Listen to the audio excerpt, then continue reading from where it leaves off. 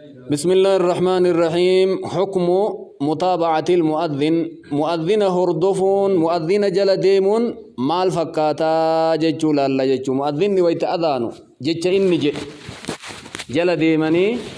جيتشو إسا ولي حكمي إسا لالا. وعن أبي سعيد الخدري رضي الله عنه أبا سيد الخدري الراديمي قال قال رسول الله صلى الله عليه وسلم رسول لجلني جل أبا سعيد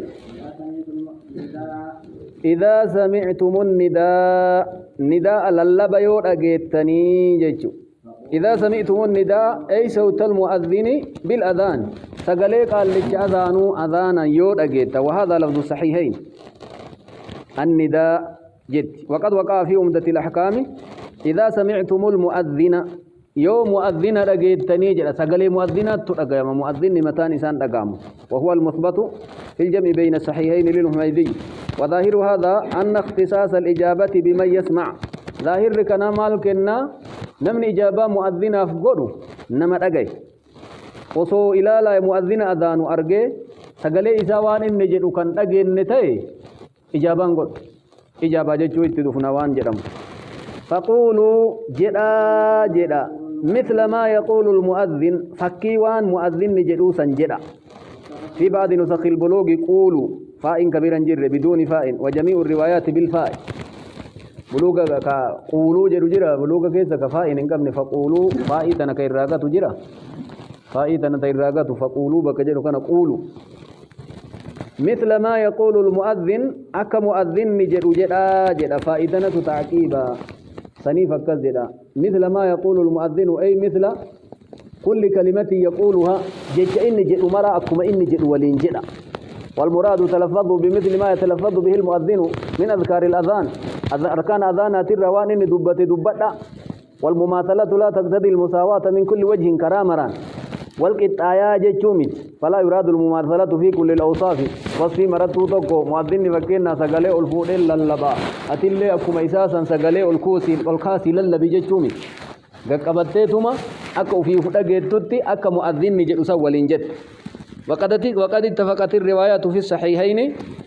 على إثبات لفظة المؤذن ولم يصب صاحب عمدة الأحكام في حذفها. رواية بخاري مال جت أم معاوية الرادمي رواية بخاري مال جتي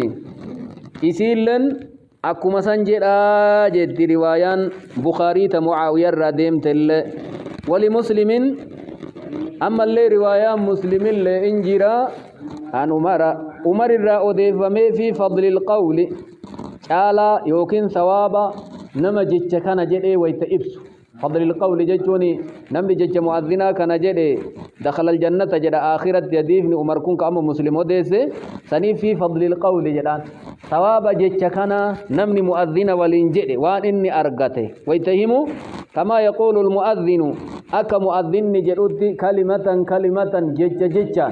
جت توكو جل ديمتي وان إني جد. سوى الهيعلتين هي على لما ججون حي على الصلاة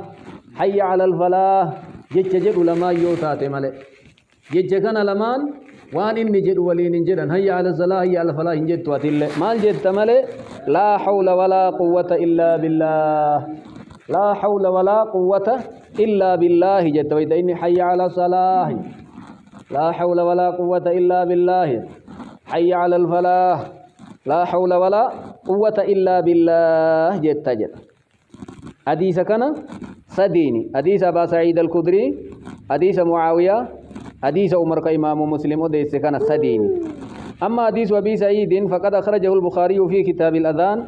باب ما يقول إذا سمع المنادي. ومسلم من طريق مالك عن ابن شهاب عن عطاء بن يزيد الليثي عن أبي سعيد الخدري رضي الله عنه أن رسول الله صلى الله عليه وسلم قال وذكره حديث كان همي. حديثني معاوية إمام البخاري توديس باب مريف سندي وفي أنه لما قال حي على الصلاة ويت مؤذن جدو معاوية مال جدي قال لا حول ولا قوة إلا بالله جيتش كان جد معنى لا حول ججو أما لنقبو ججو يوكين سوچين قبو بكتو قرى بكبيرات ولا قوة دندتين قبو طاعة ربي ترتي مالي نمتجتو مال سنجري حي على الصلاة سنجر كوت خرا صلاة نمتجي سنجنان لا حول جتين أبو أن سوچين دندو مللين قبو دندي رفون دندو يو ربي نگر غاري ملي جتين إني كوت جنان وقال معاوية هكذا سمعنا نبيكم صلى الله عليه وسلم يقول نبي كيسن كاكنا جرو رغاي جدي منبر غباتا اجد معاويان مدينة غافر فيه حديثني سمعت معاوية بن أبي سفيان وهو جالس على المنبر أذن المؤذن قال لك أذان جدا راوين أسامة ابن سهل بن حنيفي قال الله أكبر جري مؤذني قال معاوية الله أكبر جلج قال أشهد أن لا إله إلا الله جري مؤذن فقال معاوية وأنا جري أن اللي إرق ربي مليك أن قبر ما ننجروا يجو إساد فقال أشهد أن محمد رسول الله جري مؤذن فقال معاوية وأنا جري أن اللي إرق فلما قضى التأذين ويتقال لك أذان قيس قال يا أيها الناس أمة جري إني سمعت رسول الله صلى الله عليه وسلم على هذا المنبر على هذا المجلس الرسول أجيبك أن أمتاؤك إسن نقرتا كان حين أذن المؤذن ويتقال لج أذان يقول ما سمعتم من مقالتي يج أما نرى لقيتا كان رسولك جد لقياني جد حسنين لقل كلون حديث عمر كما إمام مسلم أديس كان عن عمر بن الخطاب قال رسول الله صلى الله عليه وسلم رسول يكجر إذا قال المؤذن قال لك أذان يوجد الله أكبر يوجد فقال أحدكم تكون كيسن الله أكبر يوجلج ثم قال أشهد أن لا إله إلا الله يوم مؤذن نجي لم تجي اللي جل أشهد أن لا إله إلا الله يوجد ثم قال أشهد أن محمد رسول الله مؤذن يما اللي يوجد إن اللي إذا جل أشهد أن محمد رسول الله يوجد ثم قال حي على الصلاة يوم مؤذن كوتا صلاة جد قال لا حول ولا قوة إلا بالله ثم قال حي على الفلاح كوتا كراه فلتي كرا بياجد قال لا حول ولا قوة إلا بالله جد ثم قال الله أكبر مؤذن جد قال الله أكبر جل جد إن الله سقليك قبته ثم قال لا إله إلا الله جد قال مال جرين الله لا إله إلا الله من قلبه دخل الجنة أن الرئيس كاتي لا إله إلا الله يوجد جنة ربي سينا لا في فضل القول إني بانسون كان جيتش كان نمني تكو يوجد معذين جل ديمي جنة ربي أرقتاج ولو أن الحافظ رحمه الله ساقه بتمامه لكان أكمل حديث عمر كان وسوكنت في دي بريدة نمني الله الرابرتا فضلي قولي كأني جلسان الله جيتش آخرتهم فضلي أغنقو نمني جيتش كان جل جنة ربي سينا جيتشو كان حويسيسو فضلي كان دبتو وسو حديثة كان مرا دبتي سلا حافظ ابن حجر بريدة إني قروا معنى نرى دبتي حديث الجا حديث ابن مالك النريدة هي ظاهر حديث أبي سعيد وجوب متابعة المؤذن في ألفاظ الأذان جيتش أذانا كيست نما أذانو توكو مرا جل ديماني جيتشو أرقسيسا أمري إيقاتاتي أمري شريعة والربي في رسول أججن ذلك أما جيتشو أرقسيسا جيتش كان ظاهريون ذلك أما ما يوجدتي سلف الرلي نمني جدين جلجين والقول الثاني أن متابعة المؤذن مستحبة مؤذن جل ديماني وان إني جيتشون سنة واجبة ميجرا مذهب جمهورات والصارف للأمر عن الوجوب حديث أنس بن مالك رضي الله عنه قال كان رسول الله صلى الله عليه وسلم نبي كأن يغير إذا طلع الفجر جندة كجلب لك جنم الأواجر ويتسلا فجر بو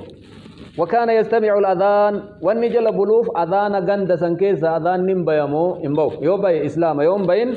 ومن كافر جيتشو بيكو فإذا سمع أذانا أمسك يو أذان جندة كوكيس رقو جلب له إنه جندة يو أذان كيس أبي أمو إنه فسمع رجلا يقول قاف وينم ويك جل رقاي جلب له الله أكبر جل جندة كيس أذان تنمتج صبحي فقال رسول الله صلى الله عليه وسلم على الفطرة وما ربي زي أمر رجرتا دينا إرتي أمم تقدين ليف نجاني ويتين الله أكبر جل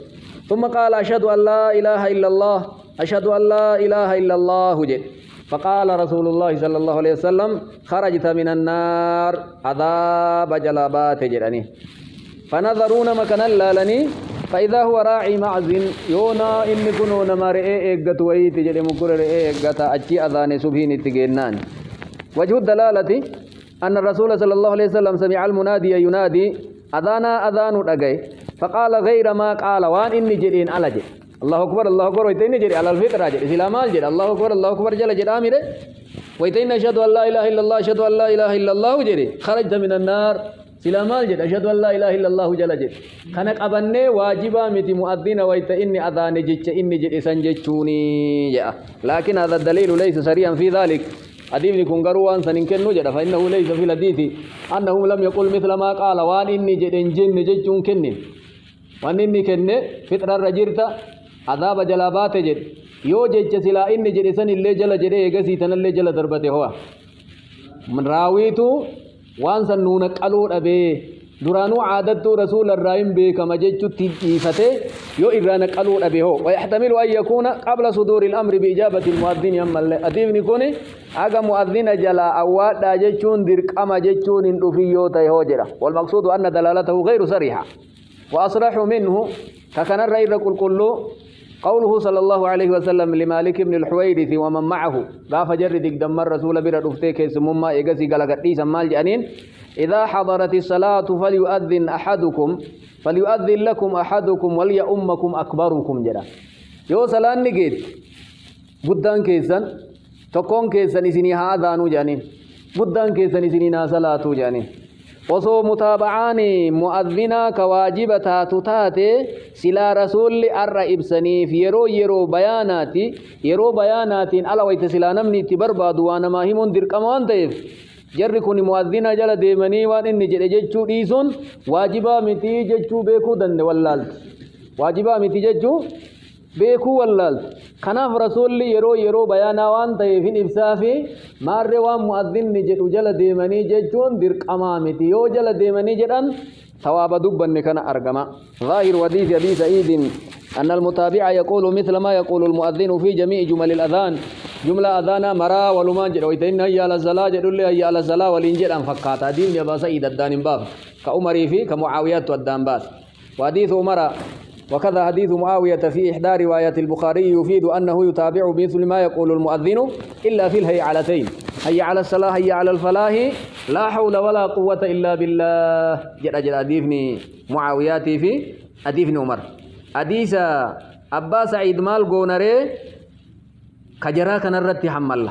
أبا أديفني أبا سعيد عامي أديفني معاوياتي في كأمر مو خاصي نصوص شريعة قاعدة يو عام بفخاسي والبرقي كخاسي كانت دلقة مار لا حول ولا قوة إلا بالله جرمالي هيا على الصلاة هيا على الفلاح إن جد أوليني يجو وقال ابن المنذر وقد يجوز أن يقول قائل هذا من الاختلاف المباح والأبي مباهي هيا مامو مؤذن ويتلقى ينمني دوكو هيا على الصلاة يولين جد اللي لا حول ولا قوة إلا بالله يولين جد اللي إما دندام ججو أرقزي ساجرة وهذا القول وعزاه ابن رجب إلى أبي بكر الأثرمي ومحمد بن جرير الطبري جلف أجري والقول الثالث جيش سدفان أنه يجمع بين الهيعلة والهوق على جأنم نقري ويتبرباده لا حول ولا قوة إلا بالله يرو برباده لا أي سما ولين هيا على الصلاة هيا على الفلاح ولين جداج كون اللي قري هنا بلاد تجده كون موجج ضعيفة ولتك أبني جرى لما والبرججون شريعة ربي تتنرقم ماري دبين بريني دبي أما حديث أبا سعيد كمجملا كان حديث عمري في حديث معاوية كمفسرا كانان الدبافنا إسجل ديمنا ولأن الراوي روى عن الرسول صلى الله عليه وسلم قال لك وديس رسول الراوديس أنه كان يقول لا حول ولا قوة إلا بالله جتشو الراوديس ولم يقل هيا على الصلاة هيا على الفلاح نونم أكملت ولدت كبان فكمت جيفتني ماري مال جرى نمني توكو لا حول ولا قوة إلا بالله جرى مالي لا حول ولا لا حي على الصلاة حي على الفلاح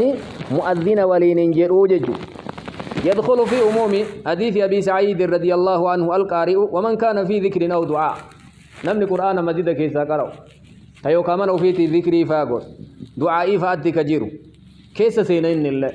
يوم مؤذن يقول كأيك إذا أذانت سينوتي قراتي وفي سنديسه ذكري سنديسه مؤذن إجابة قد مالي في قراتين قرآن يرون قبو إبادة مطلقة قد فما دويت برال لين دندام مؤذن في موان إني جدو ولين ججون يرون قبو نمهر كاترا ويت مؤذن قجيسو دوبر ران ججون انتات ويت إني جدو سان ولين ججو نمني توافت تجرو اللي توافت إيسي إني نو متى نساتو طواف متى وسوجرو يو درا قرآن تجرات يو كذكر التجرات أشومان كما مؤذنا كان ولينجر ماله طواف جفت جدا إنجرو وأما المصلي على صلاة جرمو إذا سمع المؤذن فإنه لا يجيب في الصلاة ولو كانت نفلا وسوسنا اللي صلاة جرات ولينجر سنة اللي جاية سنة اللي وسو صلاة جرات صلاة وفيسا اتفوف ماله مؤذن أذانا جرا ولين إجابة قدا يجرو وهذا قول أكثر أهل العلم لقوله صلى الله عليه وسلم إن في الصلاة لشغلا صلاة كيسا وأنما شاغلوا جرا جدا قاتل تجرتك صلاة كيسا تو سيغا إني نوي مالك يون نفا يو سنة تاتي كيسا إيسيتما إجابة لئيما جدين جداني إنما غريم مالك يوتا إطلاق متو واجبا في سنة يومتي مراكيسا توي ما جدامان جداما لا أكسمت سما صلاة جروسان جداما جدجي لا إن جدامو إما ديسا كنو مارا كونغابو أما المؤذم فهل يجيب نفسه قال لك أذانا جروه وفي فجلا إجابة قرأ كاي إنو من كأذانا جر قولان من أهل العلم من قال يجيب نفسه غريب والروفي اللي إجابة وفقرأ جروجر أخذا بأموم حديث أبي سعيد حديث نباز زيد وقع إذا سمعتم المؤذن جدا إذا سمعتم النداء جدا إما فكاتا لأن المؤذن يسمع نفسه أفضل غيره فيكون مأمورا بالإجابة إن اللي متاني سل إجابة أقول وقاسوه على تأمين الإمام بعد فراغه من الفاتحة مع المأمومين فإذا فاتحة ويتقد كراني قد فتن ولا الضالين ويتجدم إمام نلي مأموم نلي ولين جدام أكاسي كن اللي جتشو برباد والقول الثاني أن المؤذن لا يجيب نفسه جتش لما فاو في الجواب لأن قوله إذا سمعتم النداء يولا لبد أجيد تنجدي إنه كللب إيسا رقا أجيد سيسانو إيسا ور أجاج أما شريعان أجاج كان كيسا جيرو ولأن المؤذن أتى بألفاظ الأذان جتش أذانا كان يكفيد إيسا فلا معنى لكونه يجيب نفسه ما البوان إني فما أف جوابه واني في أفجل جدوف ما ريد بين بريني ابن رجب الحنبلين مؤذني وفي أفين جوابه نما إيسا دقوت إيسا جوابا حكاني الرتي قياسا هو آميني صلاة تو آمين جدا كنما روغتني سنسكن نسيتو جدي جدين كنمو إن دبتمني أجمت إيسا ظاهر حديث أبي سعيد أنه يتابع المؤذن وإن تعدد المؤذنون ظاهر حديث أبا سعيد مؤذن إما هردفان أكا أما زمن كينا كنا كنا مقالات كوكيسا مؤذن شنجهة وأذان وأن ذلك لا يختص بأول أذان فقف ما أذان أولا أقام إجابة قلني كان جمت الإيزوان جد مؤمن مرائم جوابني وقد حكى القاضي ياض قولين في المسألة مسألة كيسة ولا مهما استباب متابعة كل مؤذن مؤذن فيك مسجد اتصالات ويدل إجابة قل إيجا فيك إرد يو أذان الله إجابة قل كيتان يو أجاب الله أذان الله إجابة قل أخذا بظاهر الحديث حديث نقص إنك ما ثواب وأني برباد موانت مرا ولمن بقسيكو وهذا من باب ترتيب الحكم على الوصف المناسب وهو من الطرق الدالة على التعليل على المشهور وحينئذ يتكرر الحكم بتكرر علته الحكم يدور مع العلة وجوبا وعدما جدا وقد اختار هذا القول جمع من أهل العلم جئت كان فيلة الإذ بن عبد السلام وإن أذنوا مرتين أجاب كل واحد إجابة لما يورد لتعدد السبب وإجابة الأول أفضل كدراسا إجابة قرانيجات ونقله عنه الحافظ ابن حجر ومنهم شيخ الإسلام ابن تيمية فقد جاء في الاختيارات ويجيب مؤذنا ثانيا مؤذن لما فل إجابة قرانيجان وأكثر حيث يستحب ذلك إن جالة موان بريدة ثواب واني بربادة وانتي كما كان المؤذنان يؤذنان على عهد النبي صلى الله عليه وسلم مؤذن لما أذان زمن رسولته بلال في ابن أم مكتوم ومنهم النووي فإنه قال ولم أرى فيه شيئا لأصحابنا والرشافيوتا وان كان كيست وان دبتان اندقين وفي مسألان ملتيجر لما فان ججا أن المتابعة تختص بالمؤذن الأول مؤذن دراك فاجد جج لما فا كلاموك صدفا كدوبا فين ديجني وقال بعضهم لا يجيب غير أذان مسجده جرغرين مؤذن مسجد إني اتصالاته هدو كيس للا بملي كبيرات إجابان قدويا لأن ما عداه غير مدعو إليه مسجد برائي سوامان جرو ورنان نوزني كيزت كلاو واماجر أكا زمانك إنا كنكونو مكرفونا بكمرة أجيسيس فلا يتابعه إذا إجابان قد نردفه وكذا لا يجيب إذا صلى لأنه غير مدعو بها صلاته جرات الله وان إجابة قدوب إنك بوجات دوري ودرا صلاته بكبرات التيوكا رفت مؤذن مؤذن صلى النبي إن أذانته أتمال قوتاه ما ثواب بربان نمالي ولقوا أذانا صلاته قال والحديث محمول على الأذان المعهود في زمن النبي صلى الله عليه وسلم وهو أن المؤذن واحد ولا يمكن أن يؤذن آخر بعد أن تؤدى الصلاة إيقا صلاة نجيب من نذانو وفي زمنك إنك سيمتيو ريديو نندقيتا تلفزيون نندقيتا مكرفون نكون كبادير أذانا كما قال كيسن أذانا نندقيتا ملون والبير جيران مال واني برباد ما ثوابا يوك أبن مال تيا والأول أقوى أخذا بالعموم عموما ديثا قبني إذا سمعتم المؤذن جري أتي واجب صلاة ربده مسجد إنك سادانو سندايت صلاة دندت صلاة أبده يوكا كبيرا كمسجد كيسني دور إجابة قوتي كفقو سنم أذاني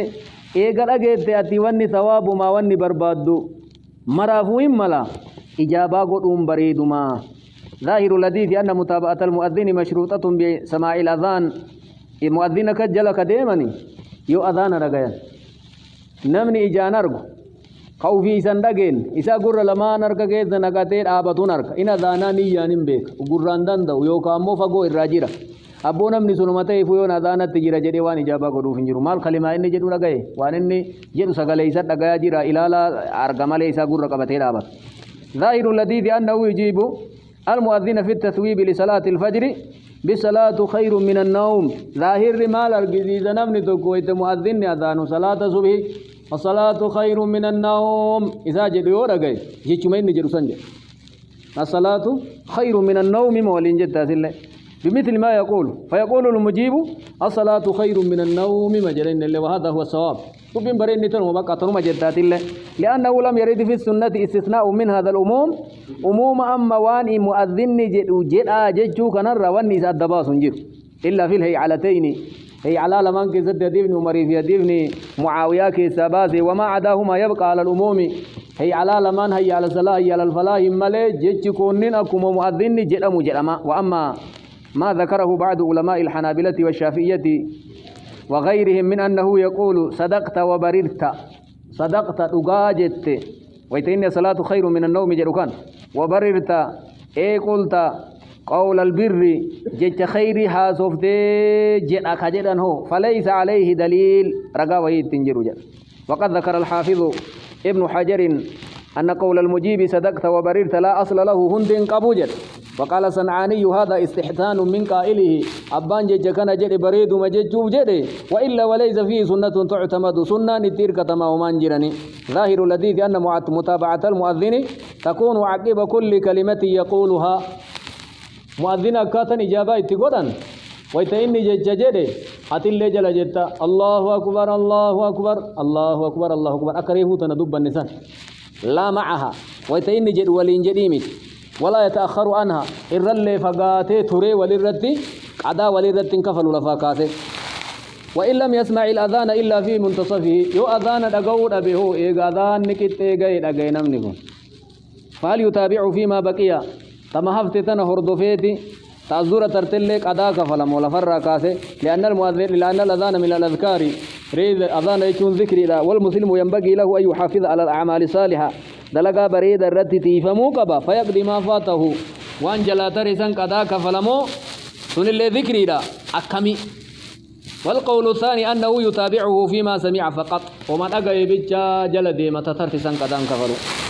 لفوات محله يروت الرابده كنا يو أذان كنما جلا ترتاد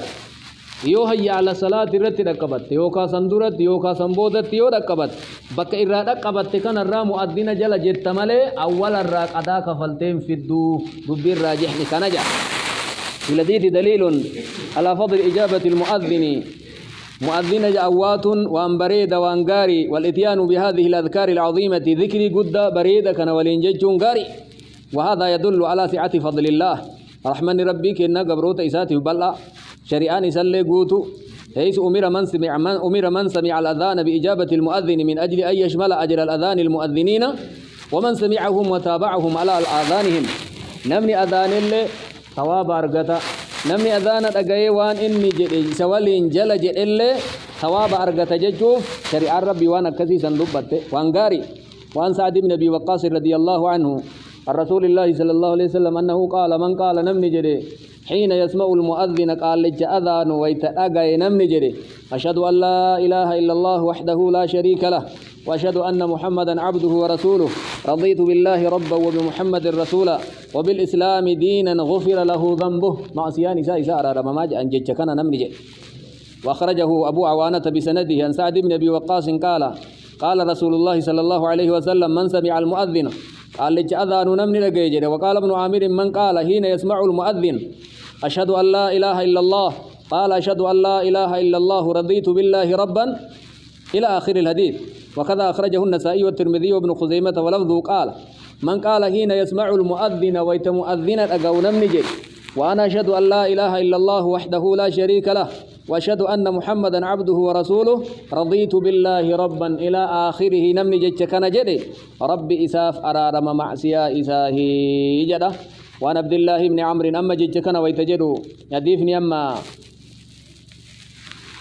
سعد بن أبي وقاص كوني وأنا أذان كيست جرأن فكات جج أما رضيت بالله ربا جدو كان حديث عبد الله بن عمرو بن العاص أمو أن رجلا قال يا رسول الله إن المؤذنين يخذلوننا ور أذان كن نجعلني جدين كلمة توحيدا دبتنيت قرأ ثلاثة تنما وامني فقال رسول الله صلى الله عليه وسلم قل كما يقولون أكجر جت جئ